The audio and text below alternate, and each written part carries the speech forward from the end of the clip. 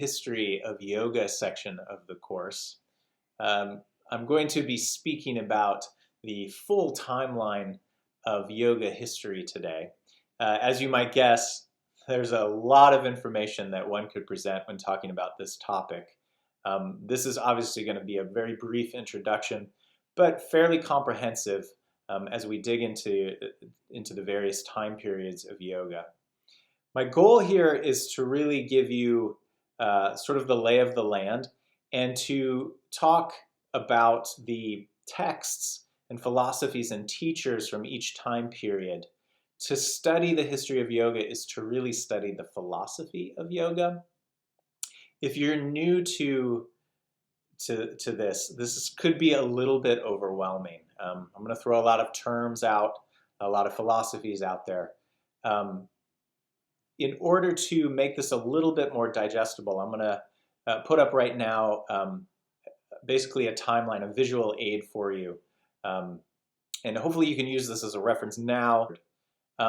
Really 5 major time periods we'll be talking about here, as you can see from the timeline.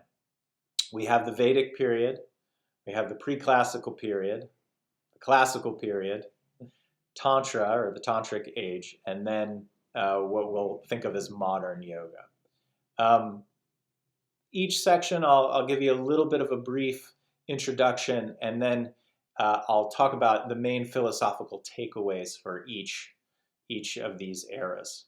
I want to note and stress that what we've come to know in the West as yoga, sort of these exercise classes that have risen to popularity in the last 20 to 30 years, that is a drop in the bucket of the history and knowledge of yoga. So hopefully this acts as an introduction and sort of charts you on your own course of discovery. The first time period I want to talk about is the Vedic Age, which reaches back to about 3500 BC. Geographically speaking, this is ancient India and maybe parts of Pakistan. What we know about this culture comes from their texts. Veda actually means knowledge. And in this age, we really get from a yogic perspective a couple of things. One is the Sanskrit language, and with it is mantras. And the other are the texts themselves, which we call the Vedas. And then later in the period, we get the Upanishad texts. The first ones are the Vedas, and there are 4 of them. The most famous is the Rig Veda, which is essentially a guide of hymns, right? So in other words, mantras. These texts, these Vedic texts, in addition to hymns and mantras, it's a lot of prayer, it's a lot of ritual, and how to worship what we can think of as external gods. It's very dualistic in its philosophy, and we'll talk about what that means in just a little bit. And then later in the time period with the Upanishads, we start to see a non-dual philosophy start to take root. Philosophically, the big takeaway here are the mantras. So the Asatama chant and the Om Purna chant that we use in Breathe Deeply comes from the Upanishads and the Vedas, respectively. I think it's pretty cool that we still chant the same mantras that people were chanting thousands and thousands of years ago. The other philosophical takeaway that we need to wrap our heads around is this idea of dualism versus non-dualism. So this is a core thing that all yoga teachers really need to think about. It takes a long time to sort of fully understand it, especially because through the history of yoga, the pendulum swings back and forth in philosophical thought. The definition that I'll offer today is that with duality, there's a discoverable, inherent difference between a person and divinity or nature. And then with a non-dual, it's the flip, right? There's a non-separateness between a person and nature or a person and divinity. So as we go through here, hopefully I'll begin to explain that a little bit more as we move through the time periods. The other important thing that I'll mention is dualism is sometimes known as Sankhya. And then non-dualism is sometimes known as Advaita. So Advaita Vedanta, so which essentially means the end of Vedic thought. And that sort of creeps in with the Upanishads. So hopefully you start to wrap your heads around this a little bit, and I'll start to mention it more as we move along. The next time period we have is the pre-classical era, and the pre-classical era really overlaps the Vedic period and the classical period. The Upanishads really sort of mark the start of the pre-classical era. Pre-classical era also gives us major texts. So the Mahabharata, which is an epic poem set in the narrative of a war. And then within the Mahabharata is the Bhagavad Gita. So the Bhagavad Gita is probably the most famous yogic text. It's essentially a story of a Pandava prince, Arjuna, and his charioteer, Krishna, which is sort of a manifestation of God. And these two have a conversation on a battlefield. And within this conversation, we get a lot of concepts that have carried on through the ages here. We get the idea of dharma. That's a big part of the Bhagavad Gita. We get the idea of karma, of bhakti, of worship. We get the idea of the gunas, energy, Raja Yoga. Some of the Samkhya philosophy works its way in there. So it's really a must-read for yoga students and yoga teachers. The big philosophical takeaway here is going to be the relationship between Brahman, which is all of the universe, and Atman, which is sort of the universal soul. So this idea of the soul, the imperishable soul, informs the idea of reincarnation. And that relationship between Brahman and Atman is sort of at the heart of Hinduism. Now, it's important to note that the term Hindu is really a name that was kind of thrust upon a lot of varying religious sects and ideas. Yoga is not necessarily Hindu, but Hinduism, along with Buddhism and Jainism, sort of very much influence yogic thought as we go through the ages. The Yoga Sutra is the text that really brings us into the classical period. So Patanjali, the author of Patanjali's Yoga Sutras, is the text that really codifies yoga practice. Really for the first time in history, it codifies technique and it codifies philosophy.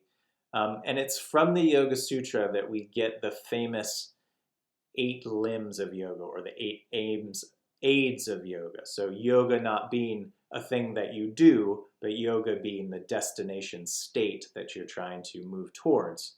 So these 8 aids are the yamas and the niyamas, which are really sort of ways to live, thoughts on ethics and moral observations and things like that. From there we have asana, and that's what we sort of know as yoga commonly in the West. Asana is really postures. From there we have pranayama. Pranayama is really the manipulation of energy, more often than not through breath. Then we have pratyahara.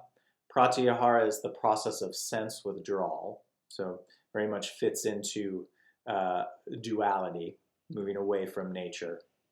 And then we have the last 3 limbs, which are dhyana, scratch that, dharana, dhyana, and then samadhi, collectively known as samyama, sort of collectively known as meditation. But really, dharana is this one-pointed concentration, dhyana is meditation, and then samadhi is sort of this awake, quote-unquote, enlightened state.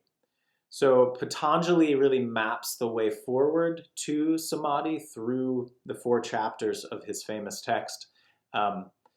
And he doesn't, and this is notable, doesn't really talk a lot specifically about asana. So he does mention pranayama, he does mention asana, but really he's talking about a meditation seat more than anything else.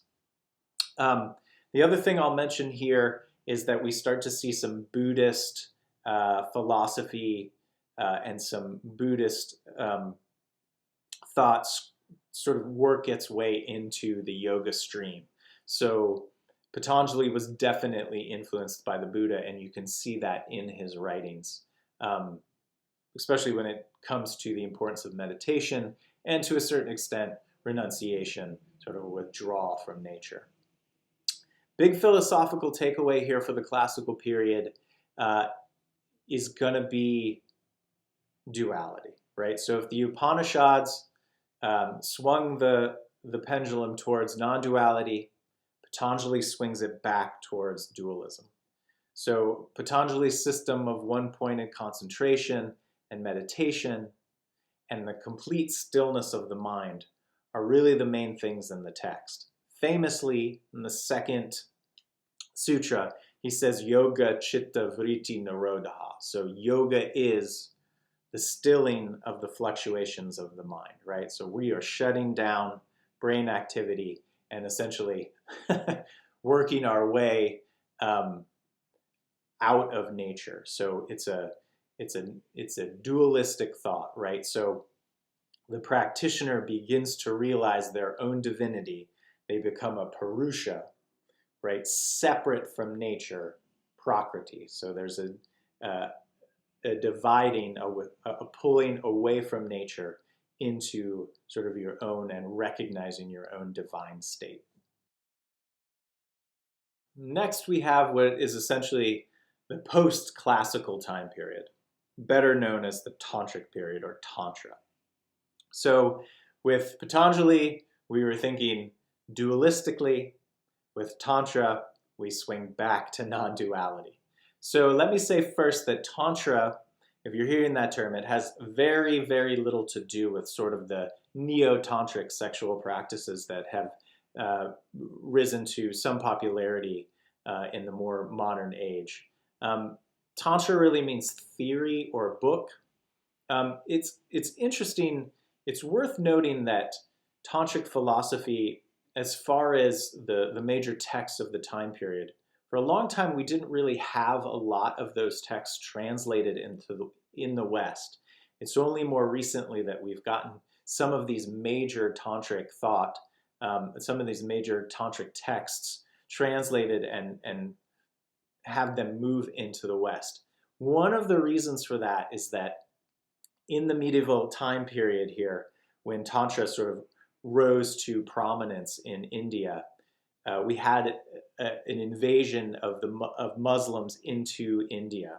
And tantric and yogic thought kind of moved underground for a while. It would sort of come back out in the form of Hatha Yoga. One of the main texts there would be the Hatha Yoga Pradipika.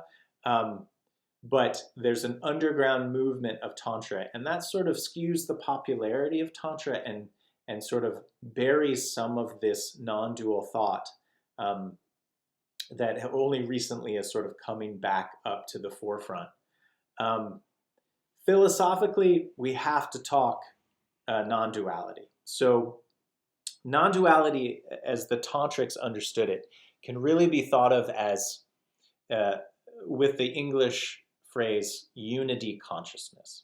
So the idea that everything is one. So Brahman and Atman are one. Purusha and Prakriti are one, right?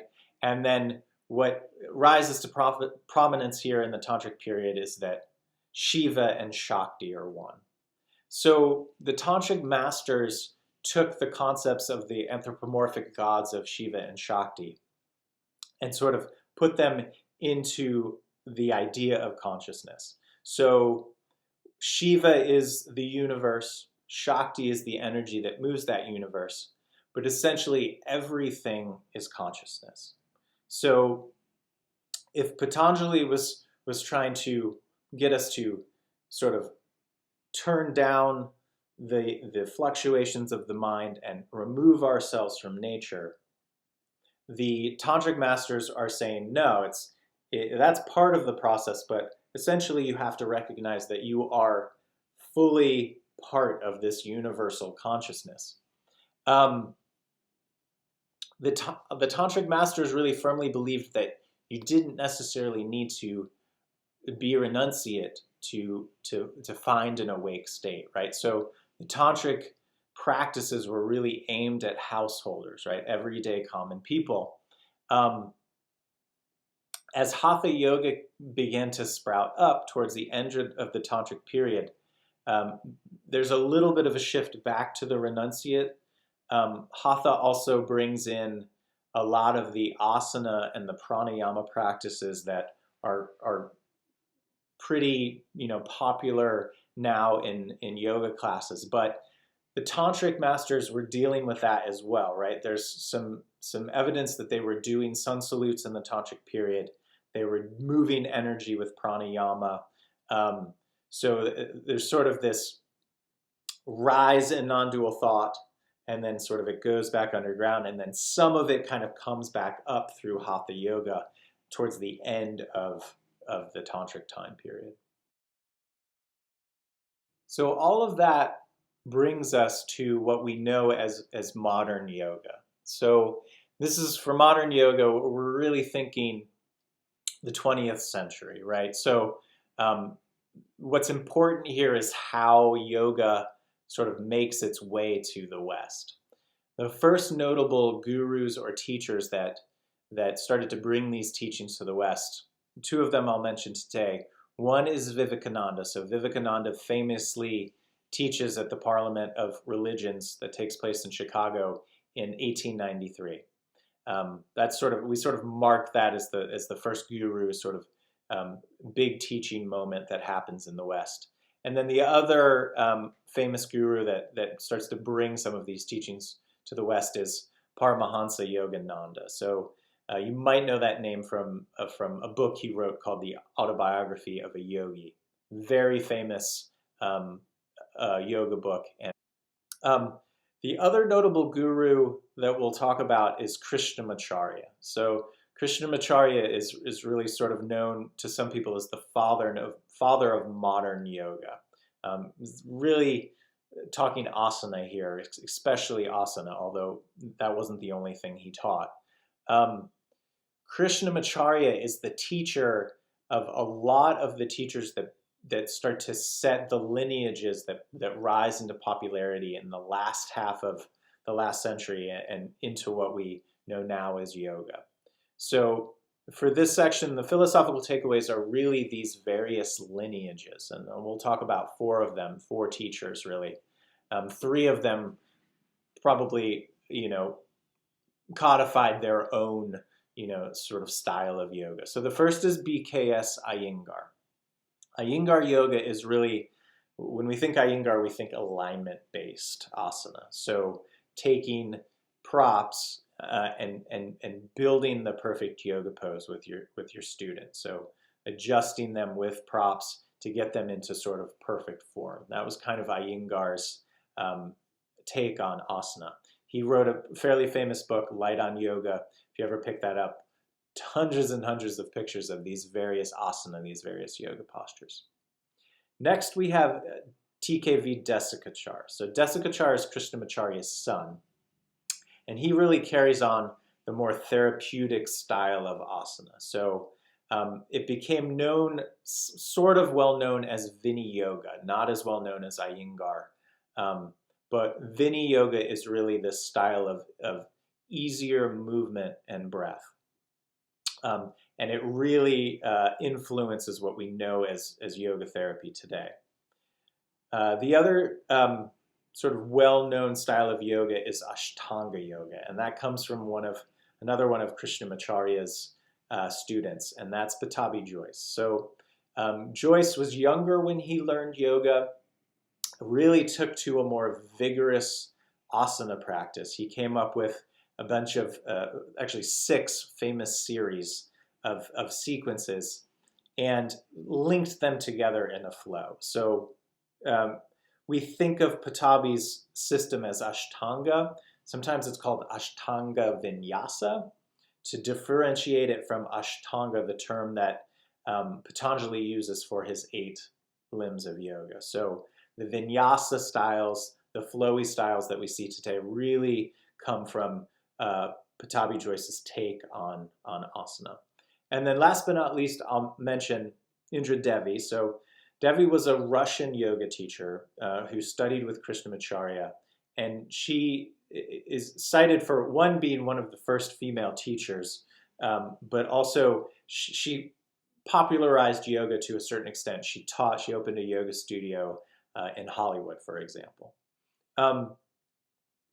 In conclusion, there are a lot of lineages, things I haven't mentioned, Kundalini, Bikram, a lot of styles of yoga. But all of these styles of yoga that get practiced these days are sort of an amalgamation of the history of yoga. All this philosophical thought, as we move from mantra and philosophy into, what an asana is, what breath work is, how to do meditation. All of this influences these early gurus from the early 1900s, and then influences the lineages that we sort of practice now. It takes a while to really, figure out the ins and outs of the yogic timeline because of the philosophies associated with each of the yogas.